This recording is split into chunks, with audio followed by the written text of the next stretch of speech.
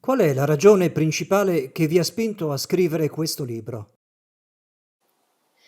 Well, it's now commonplace to observe that we are in a crisis of globalization, that the old understanding that globalization will benefit everyone is no longer widely accepted. It's being challenged from many different sides. But many people have felt defensive of this old order. They say that these new challenges who are coming from various sides, from the right, from the left, from the environmental movement, that they don't understand the economics, they don't understand the benefits of globalization. And we wanted to take a different approach in this book, which is to take these critiques of globalization seriously. And so what we do in the book is to analyze 6 narratives about globalization. We first start out with the establishment narrative that has been accepted in the past. And then we look at 5 different critical narratives of globalization. And what we do is we take each of these narratives very seriously. We try to put ourselves into the shoes of the people who subscribe to that narrative and try to present their critique of globalization in the best possible way. And our goal is to help everyone understand better what is the case for globalization, but also what are the different critiques of globalization that come from the right, from the left, from people who are concerned about security, from people who are concerned about corporate power, and from people who are concerned about the climate crisis. Rispetto ai molti libri dedicati alla globalizzazione, in cosa consiste la novità e l'originalità del vostro? That's an excellent question. So many books about globalization that you will find in a bookstore will do either one of 2 things. They will either present a defense of globalization. They will explain what the benefits of globalizations are, why the critics of globalization have it wrong.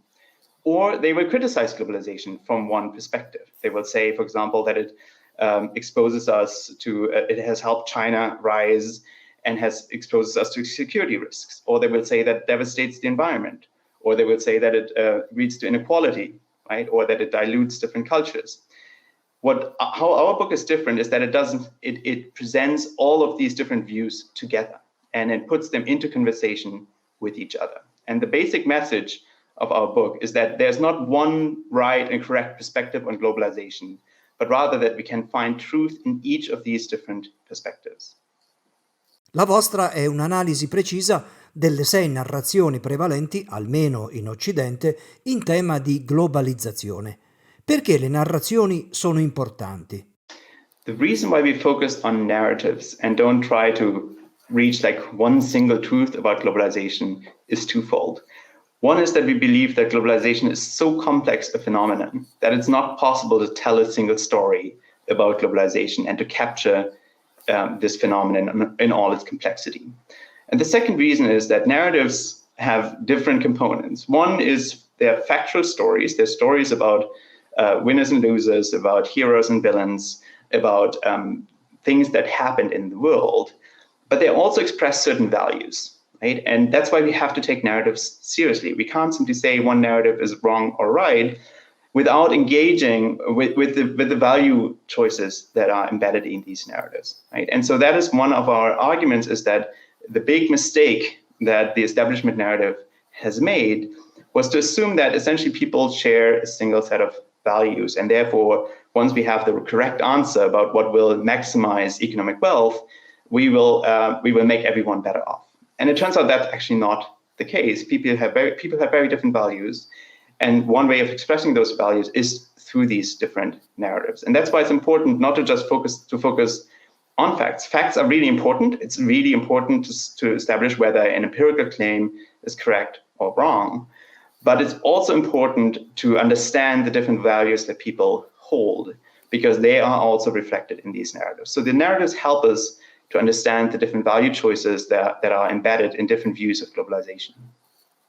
Che cosa vorreste dire ai lettori italiani che ora hanno a disposizione la traduzione del vostro libro?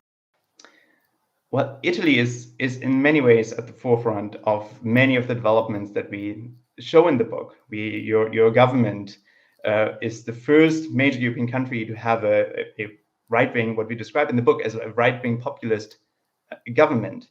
And so Italy has for a long time grappled with many of these these value conflicts that are that we describe in the book. And so that's why I'm particularly looking forward to engaging with Italian readers of the book, because you've been thinking about these issues for a very long time. You've grappled with these issues for a very long time.